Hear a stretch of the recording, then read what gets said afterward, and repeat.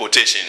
Diop goes on, for all the writers who preceded, I told you history, 2 histories, writers who preceded, who came before, they had a different take, but they were eyewitnesses.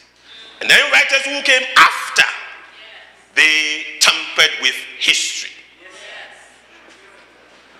For all the writers who preceded the ridiculous and vicious falsification of modern Egyptology, and the contemporaries of the ancient Egyptians, Herodotus, Aristotle, Diodorus, Strabo, and others, the black identity of the Egyptian was an evident fact that stood before their eyes, so obvious fact that it would have been superfluous to try to demonstrate it. Civilization or Barbarism, page 1. Check Anta Diop, African anthropologist, African Egyptologist. Another historian, Count Constantine Divorny, he went to Egypt himself. He also went to Egypt following the course of Herodotus. He was a historian. Count Constantine Divorny, a great French historian, went to Egypt between 1783 and 1785. He went to see things with his own eyes. Count Divorny went up to the Sphinx of Giza and took a look at that beautiful face, serene and full of wisdom. He was looking at a part of African family picture album. Return to Glory, page 23. The historian had also seen living examples of Africans in his own lifetime. So, as he raised his eyes to gaze upon the great Sphinx, he thought and later wrote, on seeing that head, typically Negro in all its features, I remember the remarkable passage of Herodotus. The ancient Egyptians were true Negroes of the same type as all native-born Africans. After commenting in the same passage on the brilliant mind of the Greeks and the genuineness of the Egyptians, he continues, just think that this race of black men today are slave and the object of scorn, the very race to which we owe our arts, science, and even the use of speech. Somebody didn't tell us the truth. Somebody trying to hide some truth so they can trample upon us. Return to Glory, page 24. So the fact that the Egyptians were black is what? Indisputable. Herodotus gave an eyewitness account of their identity. But apart from that, we know the Egyptians were black African people because modern Africans still carry the family names of Egyptian kings, such as King Tut. You've heard that name? His actual name was King Tutu Ankamon. Tutu Ankamin. That's how the Greeks, white folks pronounce it. And this is no offense to anybody, white folks have not been able to pronounce African sounds or names right. And that's a fact. They butcher it and maintain the butchering of it as the norm. So you tell them the name, they call it, and they write. And so they will put it on paper. And when you see that, you are not really seeing the original sound of the African name, you are seeing the transposition of the African name. It has gone through Greek mind, Greek letters, and then it appears a certain way. But the original African sound of King Tut, which is King Tutu Ankamon, and Tutu Ankamon is an African name right now. It's a name that is used in Africa. You know Tutu, Bishop Tutu, African, carrying the name of ancient Egyptian kings. And in Ghana we had Osei Tutu, Ashanti king. Osei Tutu, Bishop Tutu, and then another name, King Kufu. You heard that name also? Yeah, King Kufu. My name is what? Dufu. You saw it. And we have in Ghana, we have name like Akufo. And we have Kufuor. These are all names that are, and Kufu. These are all names that are still carried by the descendants of Egyptians. But you know what they did in history? In order not, because they don't want to give the credit to black folks, they said that all the Egyptians are extinct. You haven't heard that before? The ancient Egyptians are extinct. How can they be extinct when their descendants are walking on the continent of Africa carrying their names? Because they don't want to give credit to black folks. The Egyptians are extinct. How can they be extinct? Israelites are walking about here. And they interacted with these Israelites and then all of a sudden, boom, Israelites are here, and all the people that Israelites dealt with are all gone out of history. No, sir.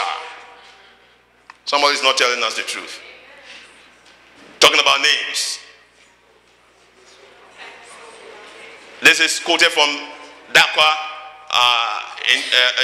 in his book. His book is funny.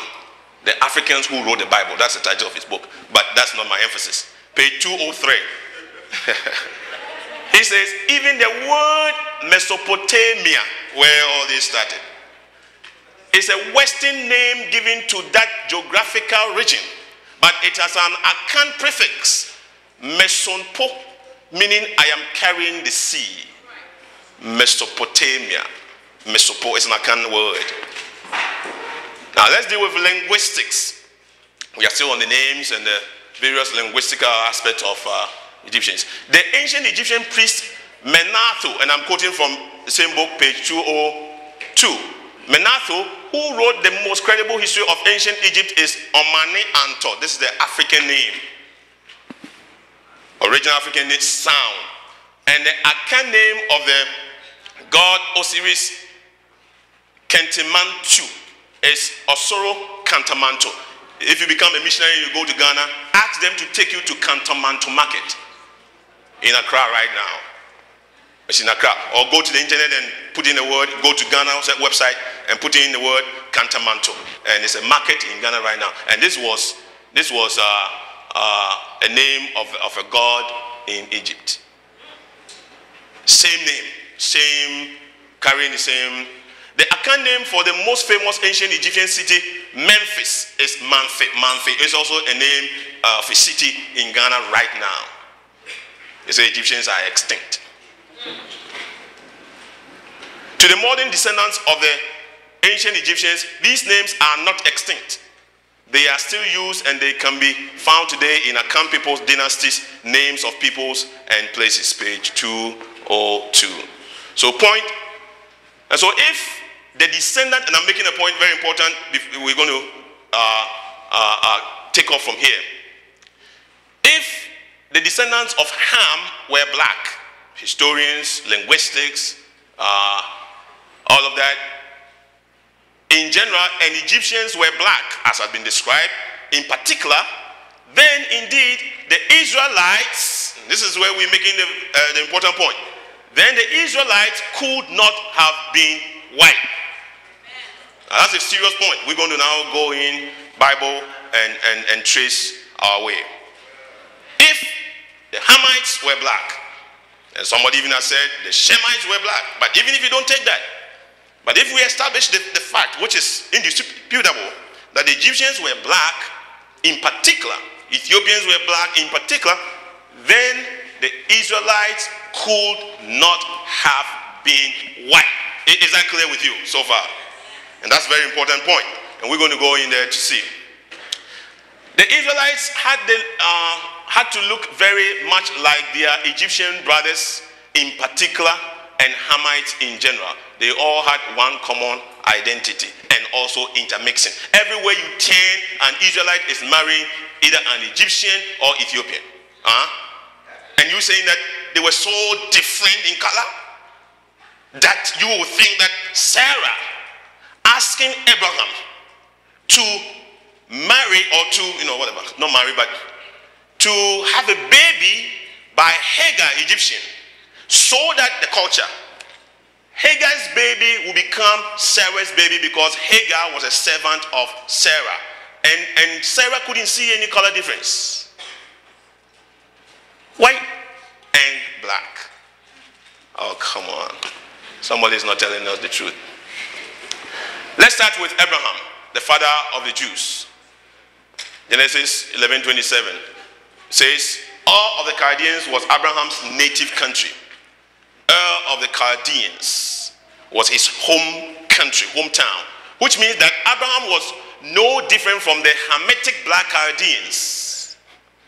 What set Abraham apart was not his color, but his faith. Are you with me, somebody? He was every way similar to the people of his nativity. The off is not there. Both the Shemites and the Hamites were all dark-skinned people. And I'll give you support for what I'm talking. How about Joseph? Black or white? Hollywood said is white. Traditional painting make them white.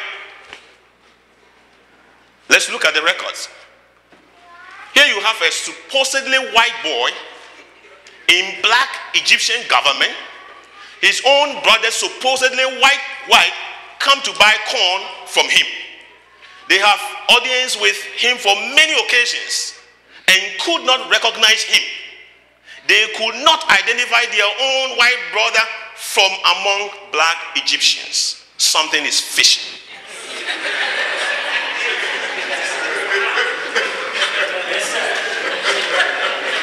Something is really fishy.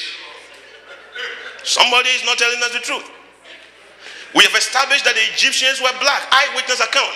You go fight with Herodotus. I'm not going back there.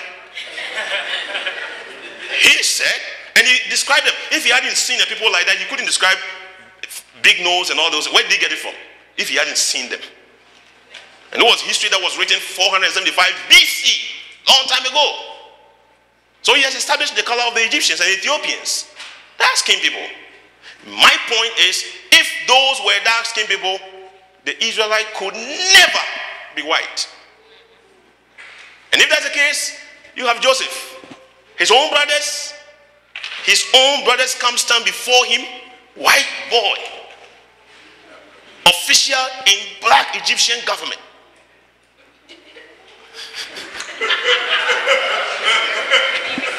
That's like telling me that you went to the White House and you could not differentiate Colin Powell from George Bush. That's what is going on here. His own brothers come to buy corn from him. They talk to him. And they went back to their father and reported that, that Egyptian official is troubling us. Egyptian? Your own brother? Supposed to be white? You supposed to be white? They supposed to be black? Oh, something is fishy, sister. So and I'm just using this picture, the contrast. Egyptians black, Israelites white. Of course, this is supposed to tell us Ethiopian eunuch and Philip, same thing. Ethiopian, same color, supposed to be, but then they say Philip was white. The same back then, Israel, Egypt, same thing. This is what they're telling us. This does not stand to the scrutiny of history. Impossibility. If Israelites were white and the Egyptians were black, it would have been impossible not to have recognized their white brother from among black Egyptians. Apparently, there was no color difference. We can establish that fact. Amen? At least we can establish the fact that there was no color difference between the Israelites and the Egyptians. Are you with me so far? And we know that the Egyptians were what? That's Herodotus. So both the Egyptians and the Israelites must have been dark-skinned people. Does that make sense to you? Yes. But we're not finished. What about Moses? Yes. First, Pharaoh's decree was that all male children of Israel should die.